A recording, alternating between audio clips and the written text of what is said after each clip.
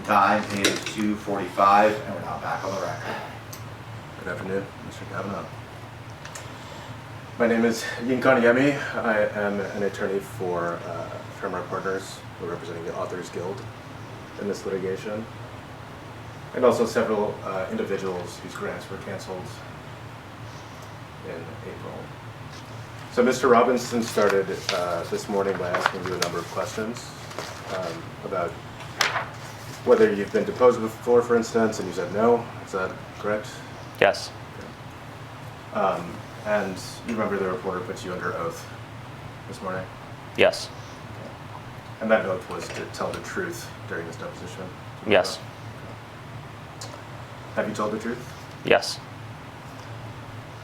And you understand that oath has the same force and effect as if it were given in an actual court of law, correct? Yes. And you understand that lying under that oath could expose you to criminal perjury charges? Yes. Right. And you understand, just for the purposes of my questioning, that you're still under oath? Yes. Good. So, you mentioned this earlier this morning, but you met with Ms. Dowd yesterday for 2 hours, is that right? Is that Rachel's last name? Yeah. Okay. Yes. Counsel here, right? Her and her colleague for approximately 2 hours. I don't know the exact time. Great. And her colleague was Mary Ellen, we've determined? Yeah. Right. Okay. Have you had any other conversations with government attorneys relating to this lawsuit? No. None at all? Government attorneys? No. Okay. Not with Ms. Dowd? Besides the two yesterday? No. Okay. And you hadn't met with them previously? No. Okay. Did you sign any type of engagement agreement with Ms. Dowd yesterday during your conversation? No.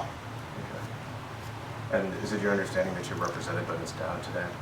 That is not my understanding. Okay. When you talked with counsel yesterday, did they tell you how you should answer potential questions that you get from us today? No. They didn't advise you on proper answers to questions No. in any capacity? No. Okay. And when you met with counsel yesterday, did counsel give you any factual information about the NEH grant terminations that you didn't previously know?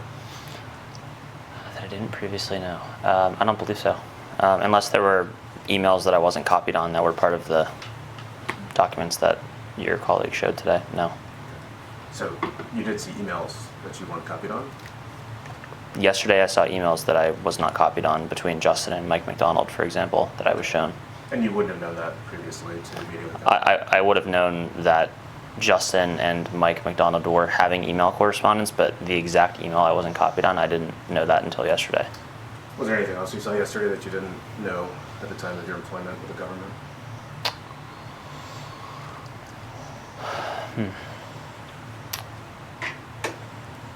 I don't believe so, no. What gave you pause? Just thinking, because I'm under oath. Sure. What factual information did you discuss with counsel yesterday? What factual information? Objection. I would just caution you that our discussions about your employment by the government are privileged, so you should not get into the substance of such discussions. Okay. You can still answer. I'm not going to get into the Okay. So, substance. Outside of, so are you, is your position that there was nothing that you talked about yesterday that would have been factual information that wouldn't be covered by privilege?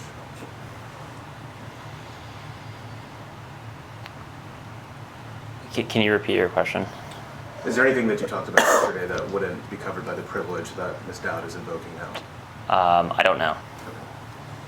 Okay. Did you review, and you said you reviewed documents yesterday as well? We did review documents, yes. Okay. And did reviewing those documents help you to refresh your recollection about your time at the government?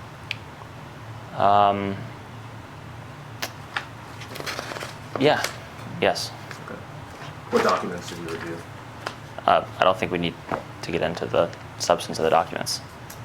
You just said that they helped you to review, refresh your recollection. They were the same email correspondence and list of grants that we reviewed today. Okay, great. So that's what you reviewed yesterday. Yeah. Anything else? No, not that I can recall. Only what we've seen today and lists of grants, nothing else?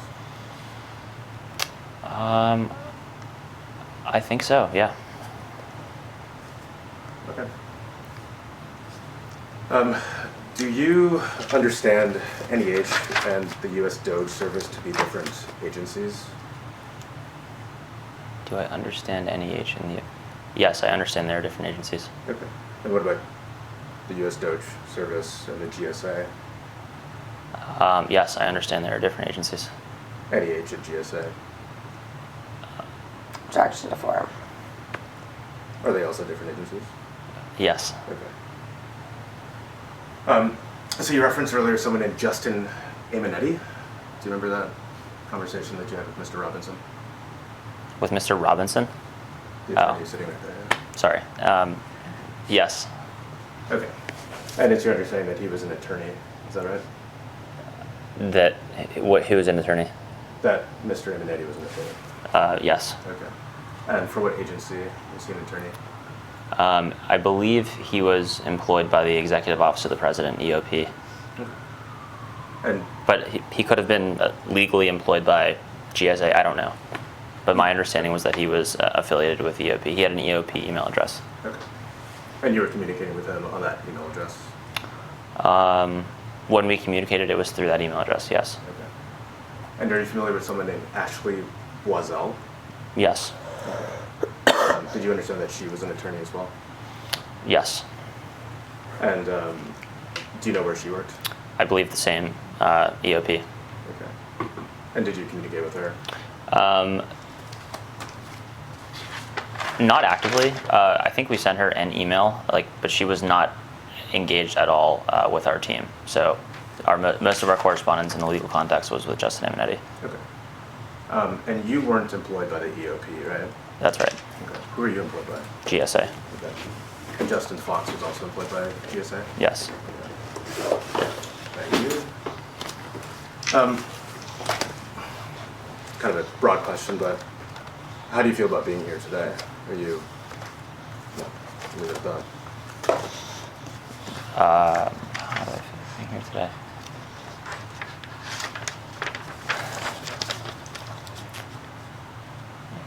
I'm not sure I have a great answer for you. Hey, what do you feel like? Frustrated, happy, sad?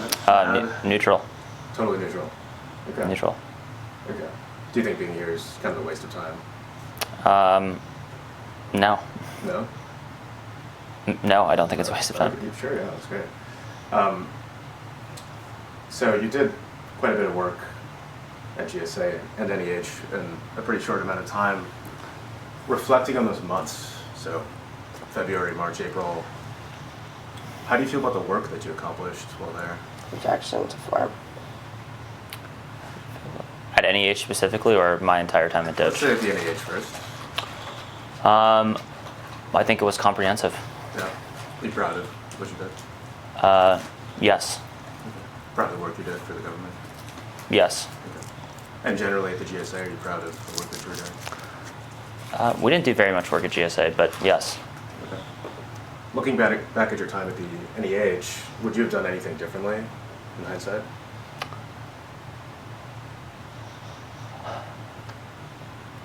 I wasn't the primary lead at NEH, so probably not. No, I think it roughly came out to what, we ended pretty close to what our plan was with Mike and Adam, so no. Okay. So I think we discussed earlier that roughly 1,500 grants were terminated under the purview of a combination of you, Justin, Mike, and Adam, right? Objection. It was, when you say under the purview, what do you mean I exactly? guess I just mean like during your tenure, around 1,500 grants were canceled during that period. Yeah, yes. Yeah. And each of those grants funded projects real projects by real people, kind of working on scholarly works. Some of those funds were used to pay for housing and to generally further their work. Now those funds are gone. Does that make you feel anything in particular? Objection. No. Okay. You don't regret that people might have lost important income to No. support their lives? Objection. No. No. I think it was more important to reduce the federal deficit from $2 trillion to close to zero. Right. Did you reduce the federal deficit? No, we didn't. You did. No, I don't believe we did. Okay. So you didn't reduce the deficit, right? But Sorry? You said you didn't reduce the deficit? I think if you look at the net deficit from 2024 to 2025, I actually think it's close to a net zero, unfortunately. Okay.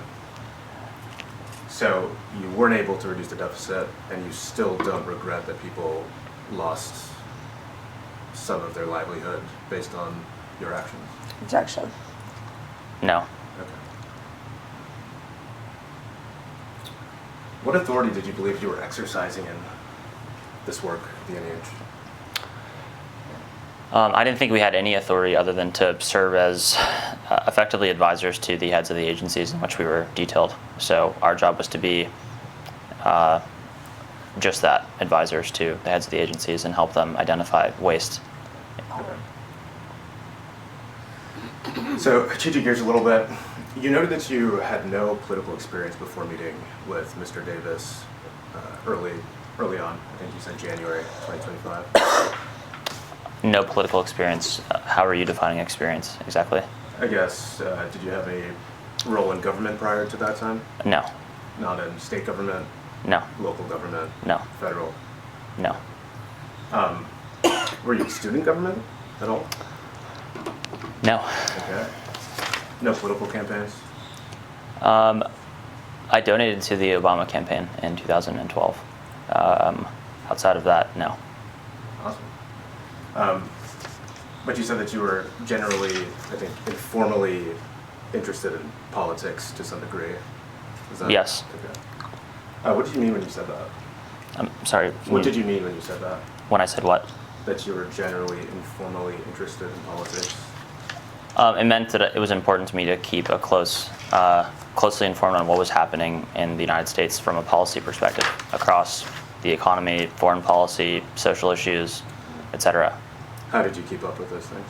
Reading books, reading the news, reading Twitter, X, Cool. watching the news, How do you get your news? mostly on X and Twitter. Any people that you follow in particular that keep you abreast? Many people that are following me. Not in particular. I have a pretty balanced political news diet. Okay. You said you read the news. Like, what do you read in the news? What publications? Objection. I'm just going to note that this is going very far afield from anything relevant to this case. What do I read? I read MSNBC, CNN, Fox. I read long-form Substack articles, books, policy proposals, tweets. Pretty diverse diet of news sources. Okay.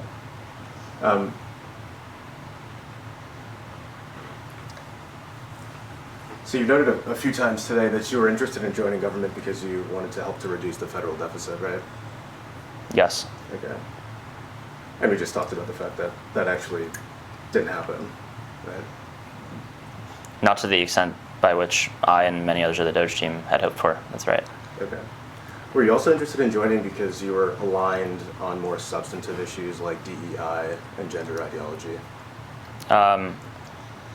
That wasn't the initial interest in joining, but ideologically I don't believe in those things. But that wasn't the primary reason for joining. Okay. What do you mean you don't believe in those things? I don't believe in making decisions in a governmental context or business context, frankly, based on DEI. I believe on making decisions based on merit. Right. Sorry, when you say based on DEI, what is based on DEI mean? Based on diversity, equity, and inclusion. How- Traits other than skill. Right. So give me an example of something that's based on DEI. Objection. Let's see. If you make a hire in a position based on something other than a person's merit, I consider that to be effectively DEI. Right. So anytime you don't consider merit in a decision about hiring, that's DEI. Objection. No, that's not the exhaustive Okay. standard that I have. Okay. What's the exhaustive standard? That What is the in what context? Any context, you can pick the context. Objection. Can you repeat your question? What is the exhaustive context by which I'm just asking you to explain what you just said. You said that's not the exhaustive context, so tell me what the exhaustive context is. of DEI? Yes, like what is your understanding of DEI? I just told you. My definition of DEI is making decisions on anything other than merit Okay. and skill. And is that the exhaustive definition to you? I think that's the simple, concise definition. Okay. And so you were basing your selection of certain grants based on that conception of DEI? We were making decisions on what grants to terminate based on the White House's executive orders, which referenced DEI and preferential treatment, among other things in those EOs, and also wasteful spending as was our admittedly subjective understanding of what could help reduce the deficit. Okay, so let's focus on the DEI element for now, and then we'll get to wasteful spending in a minute. But you're testifying that you were basing the fact that you were looking for DEI on the EOs, but then you were applying your understanding of DEI as you were reviewing grants. Is that fair to say? That's fair to say, yes. Okay. And so that conception of DEI that we were just talking about is the same DEI that you were using, the same conception that you were using as you looked at grants. Is that right? That was one of the factors, yes. Okay. So just hiring people without merit, without considering merit, that's DEI? Objection. Yeah. I don't understand your question, frankly. I guess you're just saying hiring someone and not considering the merits, right, is DEI. That was the bounds of which you just defined. That was not the bounds by which we canceled grants. Okay. So how did you cancel grants? Do you want to pull up a list of some examples of grants that were terminated, and I can show you the principle by which we canceled them on the basis of DEI? Many of them referenced explicitly DEI in the grant line and description. Okay. And so I understand that, but let's say they didn't say DEI. How would you know that it was DEI? Because what I'm understanding is that your conception of DEI has something to do with hiring and not considering merits. That's one example. Hold on, objection. Can we try to have questions that are like a little bit more standard questions that don't have baked in various asides? I think it's getting a little confusing here. I'm not sure what you mean, frankly, but... Well, like the question that you had multiple pieces, some of which were you characterizing what he was allegedly saying, and it's just not an appropriate question. I think it's getting also confusing, but Okay. objection. I'll do my best, but I think I can try to gather an understanding of what the witness is saying. Okay, so DEI, it sounds like to you, has something to do with hiring. Is that... That's one component under which DEI can be applied. And I'm asking you for the others. So what are the others? In the context of the NEH grants, Sure. can you pull up some of the NEH grants? There were 1,500 of them. Presumably you can pull up one or two that were canceled. I don't think we need to pull it up to get your understanding of DEI. So you played a role in determining what grants would be canceled based on DEI, right? Yes. Okay.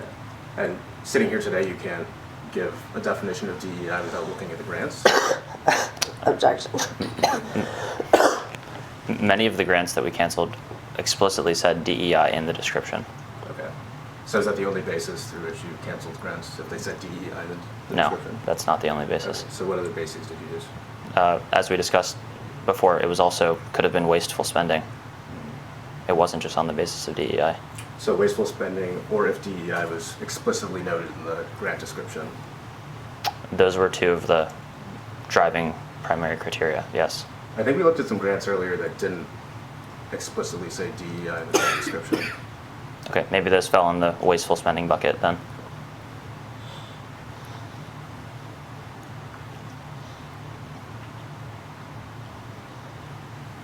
So I want to go back to something you said earlier in testifying.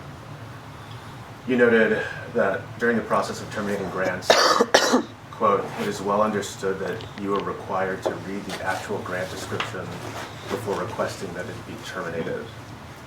Do you remember testifying to that? Yeah, we would read the full description on the list of grants that were exported from the grant management system or in the USA spending data export. Okay. And you said this was well understood. What did you base that on?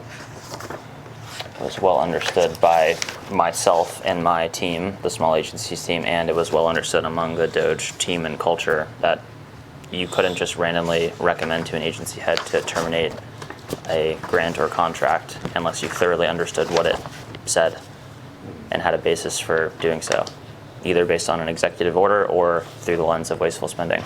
Okay. When you talk about this culture, like, what exactly did you perceive that gave you that idea? What did I perceive that gave me the idea that what? That was part of the culture. Because it was spoken about explicitly that you need to be precise in your cutting efforts. It wasn't a random exercise. Okay. Who told you that? Steve Davis made that very clear to the DOGE team that was the principle by which you should operate. And he said explicitly you should read every grant before canceling? Yes. Objection. Yeah, You didn't yes. say grant. You didn't say you should read the grant. Grant description, contract, etc. Yes. Got it. And do you understand that each grant application at NEH comes with an entire file beyond just the grant description? I do. Yes. Did Mr. Davis also tell you to read those? He did not. Okay. Did you read those? I did not. Okay.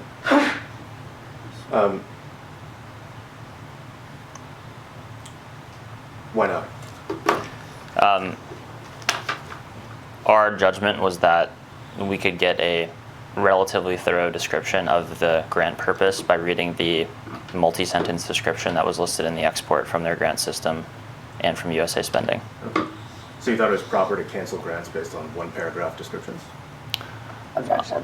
If they referenced explicitly executive orders that were signed by the White House, such as explicitly stating DEI, yes. Okay.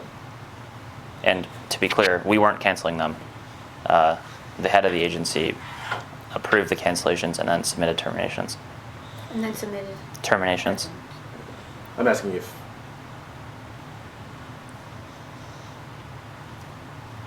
when you were marking grants for termination or marking them for recommendations to terminate, you thought that this one paragraph description was sufficient to mark those? The amount of data that was on a single row about a grant was sufficient enough to make a judgment call for recommendation to the agency head. Okay. Yes. Okay, great. So I want to go back to something you said a bit earlier in reference to the agencies listed in EO 14238, which listed a number of agencies that were going to be kind of downsized and diminished to the statutory minimum, including like Federal Mediation Conciliation Service, etc. You referred to these as, quote, useless agencies. Do you remember that testimony from this morning? Yes. Objection. Okay. What did you mean by useless? Objection. I believe this is privileged, actually, so I'm not going to answer this. You can't actually create privilege for yourself, so. Okay. I believe there was a naming that I didn't come up with internally at DOGE that described the agencies that were in that executive order as, quote, useless agencies. Okay. When the official executive order actually came out, I believe the title, I mean, if you have the EO in front of you, there was an official name for that executive order Okay. that said something about the commencing the reduction of the federal bureaucracy or something to that effect. Right. Okay. So it was spoken about inside of DOGE or this term useless was used inside of DOGE prior to By the- DOGE lawyers. Okay. Prior to the, Okay, I'm going to instruct you not to get further into what DOGE lawyers Okay. were saying. sorry, which lawyers were this? I don't know who created the draft of the executive order. Okay, so this term useless came from lawyers, right? I don't know who named it that. Okay, you can't just actually claim privilege if you have no idea if lawyers were involved in this conversation. I'm talking to you now, actually, so. Okay, and that is inappropriate. Right. I can take a break with him and ask him to explain, what he knows about lawyers involved, but the things you were saying are inappropriate. He just said he thought lawyers were involved, and you're sort of suggesting that he's making something up, and I do not think that's appropriate, but why don't we go off the record so I can Right, discuss but this with him? Before that, though, I'd like to finish this conversation. No, Conversation because with we're you, not- Not with him, with you. Okay, so You just don't- to keep it on the record, okay. He claimed privilege on his own, and then I responded that he can't do that, and he never actually invoked or referenced any attorney being involved in the conversation. Okay, so I He just did, wanted to let you know that. Okay. actually he did. Okay, sure. We can go through Okay, can you read it back where he referred to attorneys, please?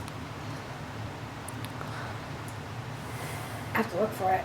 Okay, it's like the I prior definitely couple of said this. questions, he explicitly referred to attorneys. Okay. So if you're saying I'm that's asking not for true, specific attorneys, but that's okay. okay, so you agree he did refer to attorneys? Okay. Okay. We can go through. No, we're gonna go through. Sure. The time is 3:12 and we're now off the record.